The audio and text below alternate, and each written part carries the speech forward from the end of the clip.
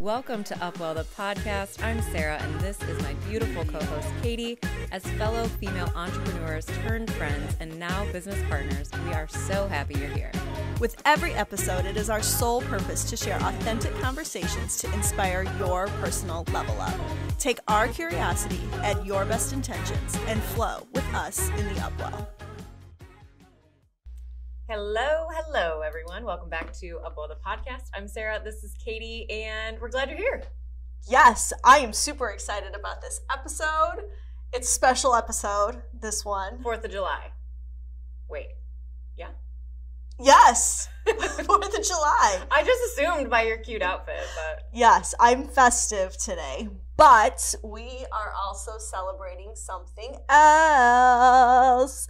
Sarah's birthday episode. Woo! So I wasn't born on 4th of July, but I was supposed to be born on the 4th of July. Okay. Funny enough, I was born 2 days early, and... I was supposed to be born on St. Patrick's Day, and I was born 10 days early.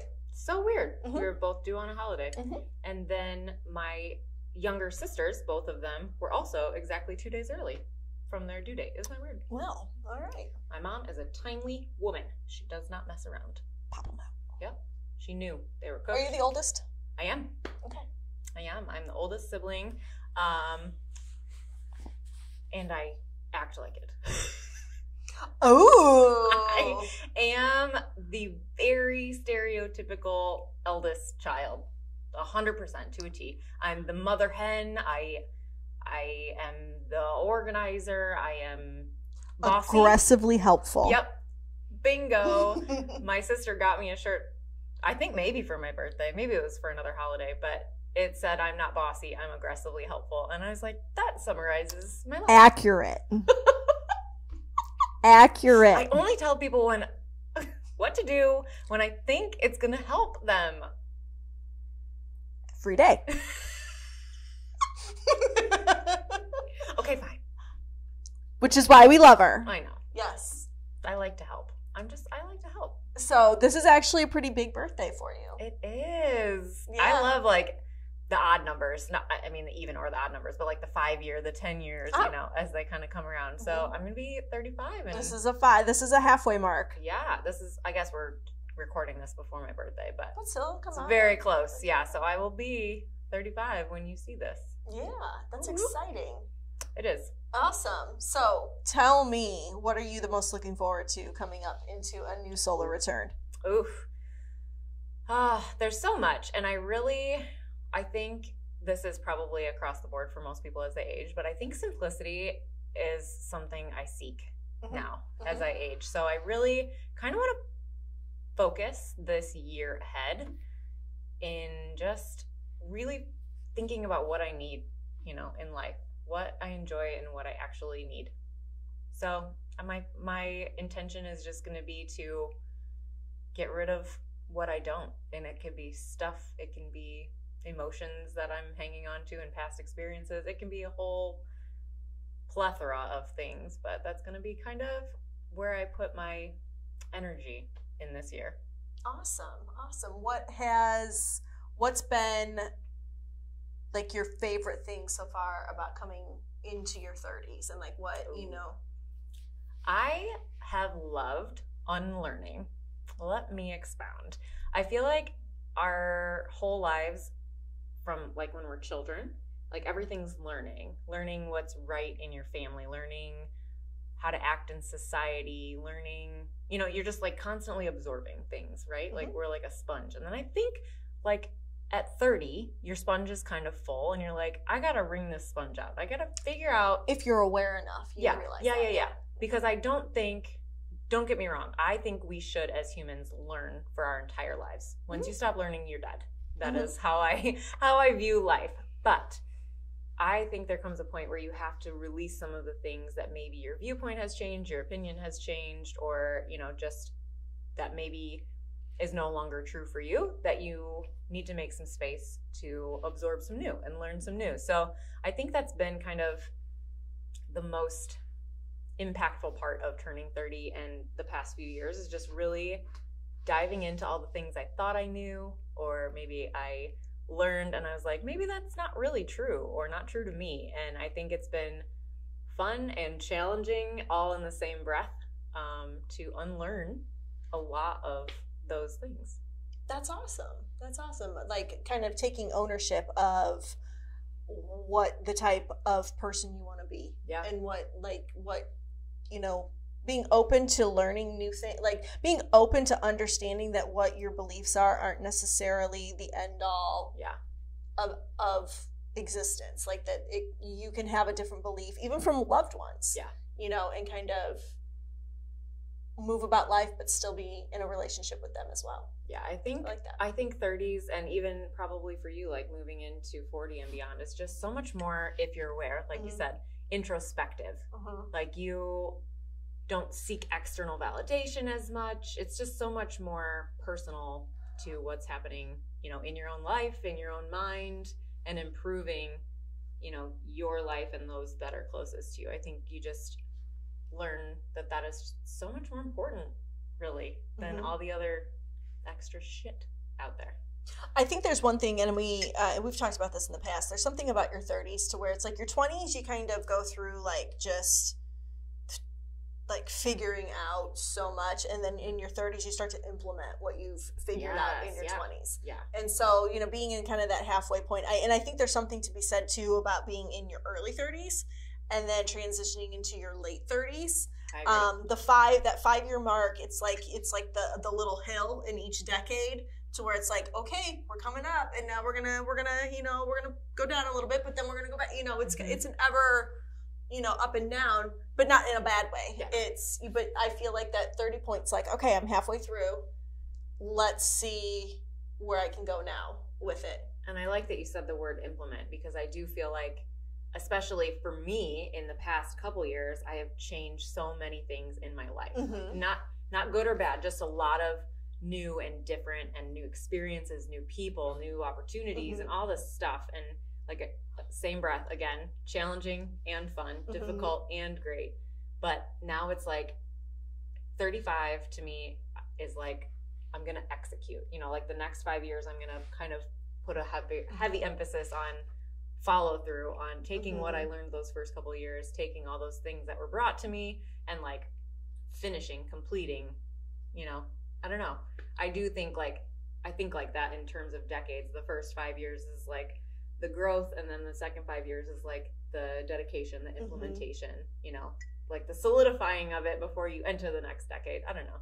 I like that. Yeah. No, I like that. I think that is kind of a good way too to kind of even look at life, you know, like even if you think about hitting 50, because I feel like everybody's goal should be to live to be a centenarian, to be 100. So even when you hit that 50 mark, like what have I learned up to this point? And now it's like, okay, now we can start implementing everything that we've learned. But within each of those little 10-year segments, you can continue to learn. I love that. And I love that you said the centenarian thing, because I really do have a very hefty goal of living to 100 and doing some crazy things in my 90s. Like, I want to run a marathon. I want to jump out of a plane on my 100th birthday. So I don't want to be laying in a hospital bed decrepit. That is not my idea of living to a certain age. So I want to be fully functioning and independent for as long as possible. That is definitely high on my list of life goals.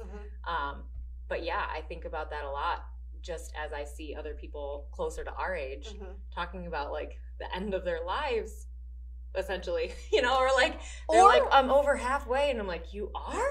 Like, really? Yeah. And or they make the comment, oh, it's hell getting old. I know. The good days are over. And I'm like, you're 42. Yeah, or you're doing it wrong. You're 37. Like, you're not that old. You're not that old. Yeah. You really are not that old. You're only as old as you feel. And if you have that mentality of I'm old, then yeah, you are. Congratulations. You did it. I think a lot of it comes down to also embracing the transitions in your life, because if you are hesitant, or you just downright don't want to go through the next step into the next phase, if you will, yeah, it's going to suck. I mean, if you are like, I look forward to this year of growth, or I look forward to this year of learning or changes, it just hits different. And you literally view it from a different angle. And it doesn't, I think it keeps you youthful, in my honest opinion. It keeps you young when you look at your life like that. I like that. So I want you to take me, as well as our viewers, through the journey of Sarah and the evolution of Sarah, from Sarah, let's say, earliest memories to the Sarah you are today, and kind of how. And I mean, you don't have to. I'll give you the PG, very short version. I mean, we, some good nuggets of, wisdom. I'm sure that you've learned a lot along the way, but that I have. Yeah. So give us a little bit of the story of Sarah. Well, I can take you all the way back. Most people don't know this about me, and I'll share with you this. I grew up on a dairy farm. Ooh. Yeah, so I was a country girl, grew up milking cows. My cows were my babies. Mm-hmm. They were my best friends. I loved them very much. And that was kind of what I thought I was going to do. I kind of thought I was going to take over the farm and be a farm girl, be a country girl. And then we ended up selling our farm when I was in my teens. So that kind of eroded. Mm-hmm. And again, it goes back to my comment on, embracing those changes and alchemizing them, really, doing something different and being okay with it instead of seeing it always as a bad thing. Mm-hmm. So, that's when I had the opportunity in high school to take some additional college courses, and I actually enrolled in the cosmetology program. Mm-hmm. So that's how I got into the world of hairdressing. So skip ahead numerous years, graduated from high school, went to beauty school to finish my degree, and then had the opportunity to go to a business school. I turned it down because I started working at the Paul Mitchell school that I graduated from doing hair. Mm-hmm. So I was an instructor for years there, and during that period, I met my now husband. So that's a quick time lapse, I suppose. Yeah. Woo! And I'm sure lots of little details happened in there, but that's not who you are anymore. That's not the root of who you are anymore. Yeah. And I think we've kind of touched on that in the past already. Anyway, so got through beauty school, met your husband, then what? Yep, 2 kids, got a dog, living the American dream. But I feel like I'm smiling just thinking about all of the phases in between that I couldn't begin to go into. But I think it's so important, and I'm not going to divulge too much, but I think it's so important to reflect. And I know we've talked about this before, but looking back is just so crucial. And I think a lot of people, especially if they have hurt or some shadow in the back that they don't want to readdress and they don't want to go back through, I think you have to, because it's part of your evolution and it's part of deciding who you want to be. And there's, in all those moments that I smiled about, there was a lot of tears. There's a lot of heartbreak. There's a lot of terrible things. And I think everyone can relate to that. No one's life is a smooth ride, right? And I'm not going to share all of the things in between, because this isn't a sob story. It's a story of triumph, because I think if you can reflect on those things and learn from them and decide who you want to be and how you want to show up in the world, I think life is amazing once you start thinking about it. I love that. So, hairdresser, you are now a health and wellness coach. I am. And so I think that is a big transition that happened in your life. And I know that's something that you did want to share and kind of talk a little bit more about today. And kind of how you got into kind of where you're at today with what you do for a living and what the impact that it's had on your life. Yeah, thank you for asking that. I, like you said, am a personal trainer, a nutrition coach. I focus on well-being with all of my clients, but I was not always that person, you guys. If you would have seen me probably close to 15 years ago now, I was not the picture of health. I drank, I smoked, I ate fast food, I didn't work out. I was the opposite of what I am now. But through that, I started experiencing health problems. I was early 20s, and I was diagnosed with anxiety and depression, and I had severe acne. I mean, the list goes on, and they seem like small things, and I think so often in our society, they're normalized. I was just about to say, we all have that. That's no big deal. We all have acne. Well, those aren't normal things. No, not at all. And once I kind of recognized that and got really curious about it and started learning on my own different ways that I could naturally start to move away from that and heal myself and get a little bit better, I was hooked. I was hooked because it is untapped, unfortunately, in modern society. I mean, many years ago, that's all they had, right? Like, Western medicine wasn't a thing, and people relied on nature and, you know, things that are innately happening in the human body, you know, that we're so capable of healing ourselves from all of these things. And they've been caused by so much of the things that we've changed in society. So I just got super interested in that in my own life. And I just knew that it was a powerful thing that needed to be heard, you know, and introduced to more people that I knew, and as many people as I could get to listen to me. There's where my bossiness comes in handy. Aggressively helpful. Yes. Yes.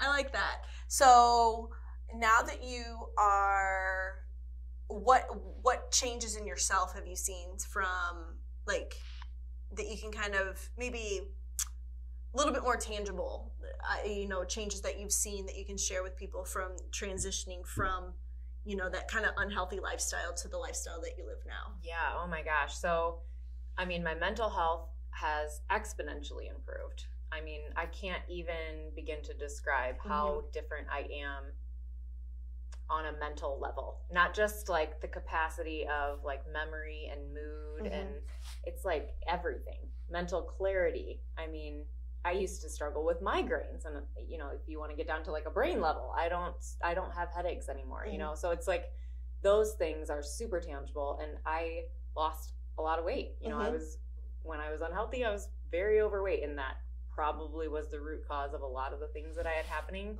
based on my lifestyle choices. And, you know, once I started changing how I showed up in my own life, all of those things evaporated. So it was a pretty profound transformation, I would say, and it's still continuing. I don't think it's like, I really don't view life as like caterpillar to butterfly, because I think we're in constant evolution. I think we're just always changing. So even, you know, from 5 years ago, my description of health, or what I thought it was, has completely changed. You know, a lot of it was based on what size I was and how much I weighed, and, you know, eating, I was vegan at one point, you know, so like all these aspects of my life have really grown and changed and transformed. But it's been so interesting to go through each phase, because what's that saying? It's like you have to go through it to grow through it. There's nothing more true than that. Right. And I like how you said you don't think it's like a caterpillar to butterfly. I have recently kind of come to the realization, I feel like it's and these can be in any order. It's a raven. Think about the symbolism of a raven, a phoenix, a butterfly, a dove. Oh yeah, and I love that. Kind of the four. Those are the four, I think, and it can kind of be a circle, perpetual cycle. Yes, thank you. That you can kind of go through with each one of those things, and kind of the person that there's a lot of death and rebirth in yourself, within yourself, with, you know, how you grow. Yep. And I feel like right now you're in very much a birth era. And I think when people struggle in their life, I think they're hanging on to the death phase. Correct. Does that make sense? Like you're doing something that isn't for you anymore, or you're in a space that's not. Change is you. Scary. Yeah, 100%. But it's necessary. Oh, so necessary. Yeah. Yeah, but yeah, people do get stuck in that, and they're comfortable in misery. Yes. And once you're able to kind of step out of that, I feel like you can. I mean, life just becomes amazing. Yeah, it's just wide open. It's like, and I think of that actually, like, this might be a silly thing to talk to myself about, but sometimes I'm like, how can I crack my life wide open? You know, whether that's today, or maybe I think that on a weekly basis, but it's like, how can I experience more of my life and the joys in my life and the things that I love, and how can I help more people? You know, it's like, how can I use my life more? You know? Yeah. Going back to the reflection thing, I like asking people this question, and some people can kind of really give me a good answer, and other people are kind of like, you know. I think you can give me on the spot. I think you can give me a good answer. If you could pick one either moment, era, day, year of your life to go back to, not to redo it, but to relive it for a second time, what would it be? Because gosh, that's so hard. It's a tough question. It is a tough question, but it's not about sadness and it's not about regret. It literally is about going back to relive it because you loved it so much that you could, if you could go back, what part of your life would that be? Oh my gosh. I know it's an on-the-spot question. I didn't tell her any of the questions I was asking her today. Oh my gosh, she's put me on the spot. I think I honestly would go back, and I'm sure most people would say some part of their childhood because of the simplicity of it, unless you had a very traumatic childhood. And I'm not saying I did not. Everyone has moments of trauma, especially in their upbringing, whether they recognize it or not. But I think just the simplicity of my childhood, you know, I was born in an era where we didn't have smartphones and we didn't have the internet and we didn't have all these things. And I grew up milking cows and petting cows because they were like my babies. I mean, it was just so simple when I was a kid. And we played outside and I played with my sisters. And I don't know, it was just the memories that I have are joyous enough that I would return there, you know? Oh, I love that. Yeah. I love that. Especially if I got to be like specific of where and when I was. I think that would, I wish we could time travel. Same. Dang. Yes. And like take somebody with you. Yeah. What if I could be like, take your hand and I'm going to be like, I'm going to show you my cows. Here we go. Let's go. We're going to go meet Millie and Bessie. Bessie the cat. That was actually 2 cows names that I don't think we ever had, Millie and Bessie. Really? We had a lot of cows, and I don't know if we ever used those 2 names. That's funny. Really? Those are like common cow names. Common cow names. That is a thing. Common cow names. There is a lot of common cow names. Living where we live. Yeah. So, yep. But yeah, I mean, granted, you don't live in your home, you know, where you grew up anymore. You're a little ways away from there, but yeah, I like that. And I think, honestly, anybody that can't answer that question, unless they have had like a traumatic childhood, like an overly traumatic childhood, that is kind of the question, that is usually the answer, to go back to that time when you really didn't have any worries in life. It was, your biggest worry was when you got home from school, getting outside to go play with your friends. Yeah. And that was like, oh, I gotta get home. I gotta drop my book bag off and I gotta go meet, you know, I gotta go meet the girls we're gonna go ride bikes. We're gonna run, you know, we're gonna ride our bikes to the convenience store to buy candy. Yeah, and, right. You know, that was, I think everybody has that, some sort of memory like that. The simplicity of childhood. And I think that is something I wish kids still got today, actually. Yeah. Well, I think we now, this is just a generalization, but I think we instill fear younger in our children, whether that's through social media or like the ability to, you know, be on the internet younger or something. But it's like children worry about things younger than I remember worrying about things. You know, there's actually been some studies on that, believe it or not. So in the 80s, there was a lot of publicity and like media coverage of like kidnappings and, you know, things happening to children, which in the grand scheme of life, the percentage of it actually happening to your child was like really minute. Yeah. And it's actually gotten smaller. That percentage has gotten smaller as time has gone by, which seems the opposite, actually. Because it's more prevalent in the media. But the actual percentage, so there was this rise of like helicopter moms that came out. And so now they're constantly talking to their kids about, well, this could happen, you know, and don't get me wrong, yes, there are a lot of dangers, but it was more dangerous to be a kid in the 70s and the 80s than it was today. My husband tells me stories of him and his brothers playing on the railroad tracks all the time. Like on the train tracks where the speeding trains fly by, you know, and it's like, I don't know. And I'm not saying that is a good idea or recommended at all, but, you know. Yeah, but I think that, you know, that there's something to be said for that, and kind of that, just, I think the connectedness that we have now, I think is a big indicator of why everybody thinks that the world is so unsafe. Yeah. It's like, I think that's, you kind of hit the nail on the head. Buddy. Bloop, bloop. I think we view the world differently. It's unsafe. You know, that's how we see it. So, yeah, it's just a perspective shift, really. Absolutely. Do you want to play a game? Do I have a choice? No. Then yes, I do. So it's birthday episode, so it's fun episode. So whenever we have fun episodes, games usually get played. All right, here we go. So we are going to play the game of more likely. Ooh, okay. So, and it's going to be who's more likely, you or me? Ooh, I like this. Okay. Okay. So I have to try to guess. You have, and there's no right or wrong answer. It's kind of who you think is more likely. When I have 10 questions for you. All right. Take a drink. Yep. Take a drink. I'm ready. So, who is more likely to give all of their money to charity, me or you? I'm gonna say me. Who is more likely to rule the world? Katie. I'll be her minion. I'll be there bossing her around. She'll be the understudy that's or or she'll be like the house mom. That's yes! like That'll be me. Yes, that would definitely be her. Who's more likely to order a pizza in the next 24 hours? Katie.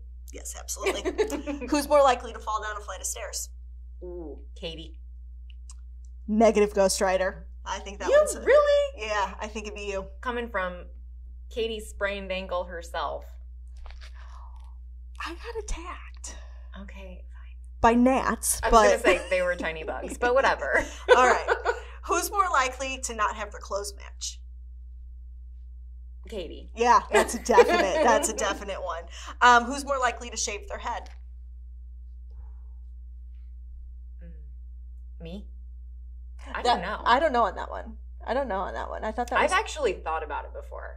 Funny story. I have actually thought about it. Really? When I was a hairdresser and I did all sorts of crazy things to my hair, I really, really contemplated like starting fresh, like cutting it all off.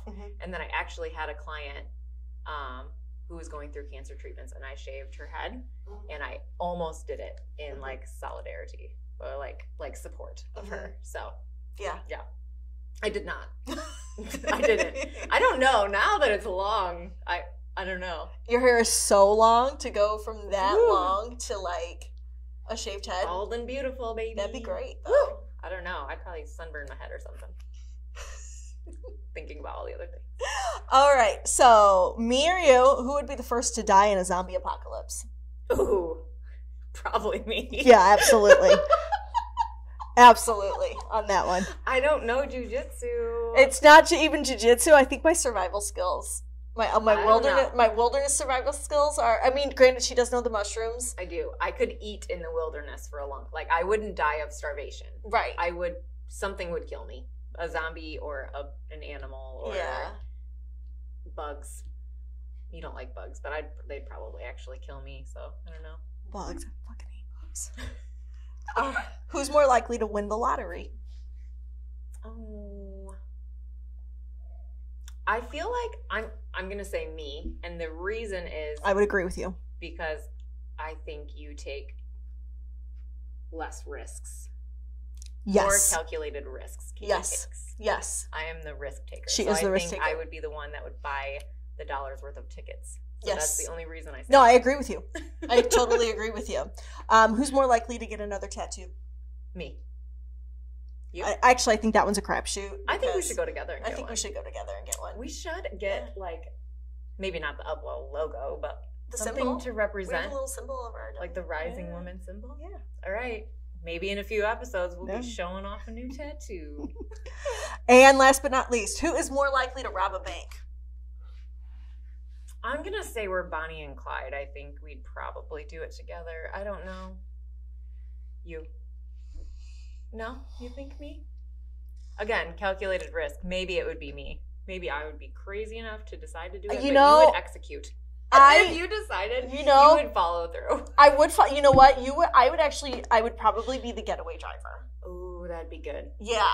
I'd want to be mask up and run into the face of danger. Yes, because I think your ability to and I say this in the most loving way like, possible. What's she about to say? In the loving way possible.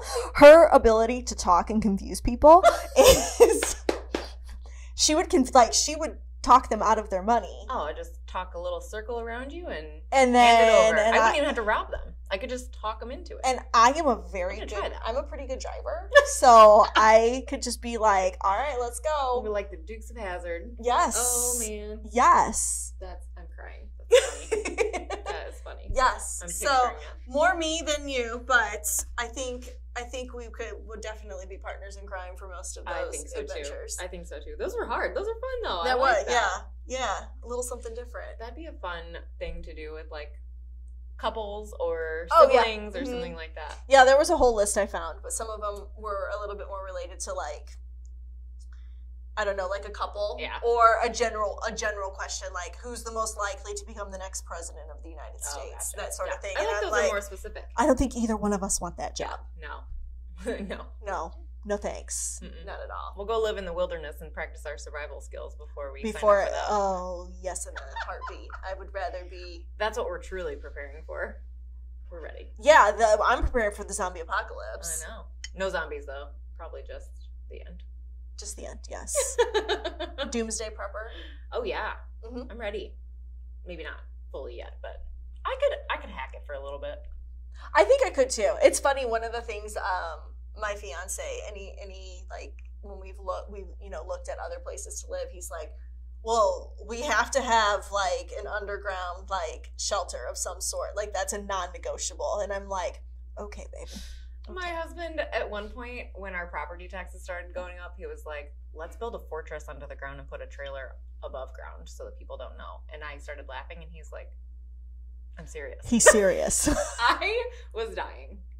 He was really joking, but it was funny. I would do it. I was like, that's kind of a good idea. You're getting charged on like the aesthetic of your house. You know, it's like you add value and then your taxes go up just because you make it look nicer. Like that's a little crock. Kind of a joke. Well, if we want to get into that, I know. Taxes as a whole are a big joke. But I mean, that's conversation for another day. We will have a full episode on what we think about that. And down the road once we Too funny. Anywho, all right, my dear. Well, I hope that you have the best birthday, and it's the best year yet. I'm so glad that I get to be a part of this full solar return. I know she and I met in September of 2020. Yep. And we really didn't become close until the spring of 2022. Yeah. And so I'm really excited. Like our first full year. Yeah, it's our first full year of friendship, and I'm looking forward to so many more and celebrating with her. And buying presents. I'm a gift giver. She is. And let's talk about this really quick because I'm sure you guys have heard of the love languages and like what you prefer to receive to feel loved and how you give love or how you show love.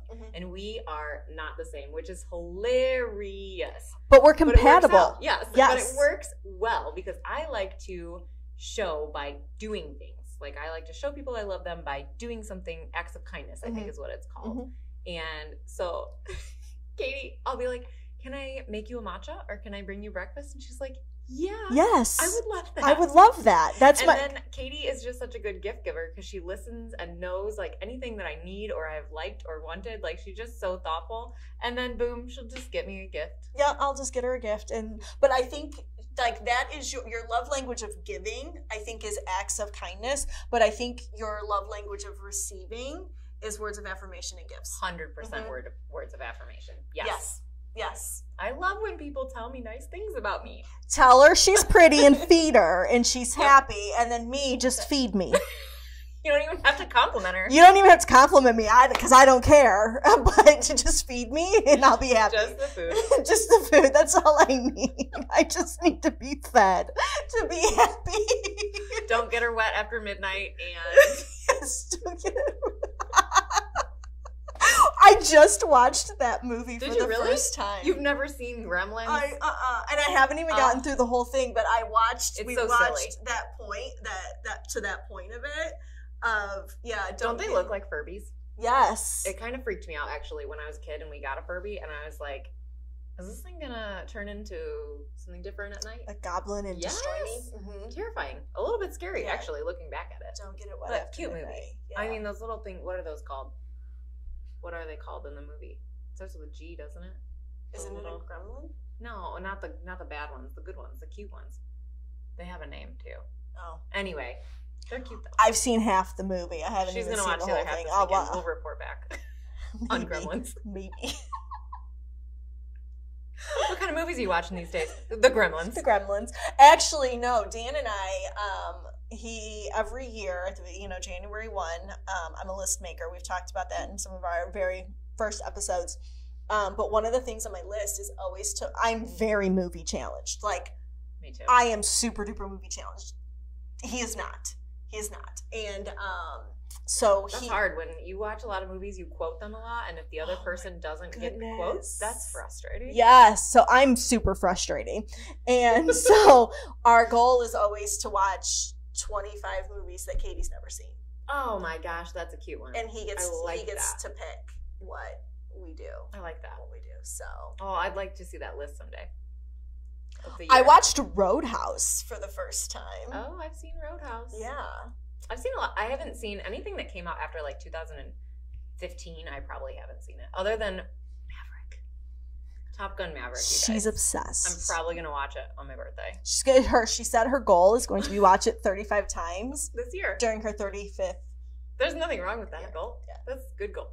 Do you know actually one thing that people get confused when I tell them this, like when it's their birthday, I always say happy day 1 of your 36th year. Yeah, because it really is the first day of the next year that you're going to be, because when it is your birthday, you've completed that year already. Yeah. You've already completed that year. So it's like, I'm into my 41st year. You're going to be going into your 36th year. Yeah. So I hope that your 36th solar return is a beautiful one. It's going to be good. I am really, honestly looking forward to it. I really am.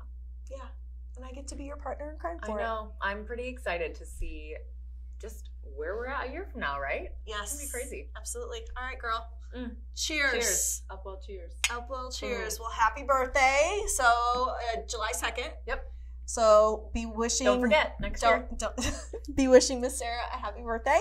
So, until next time, guys, you can find us... where can you find us? Everywhere. Everywhere. Instagram, Facebook. Yes. YouTube. At UpWell. Yeah, UpWell The Podcast. I almost said UpWell.com.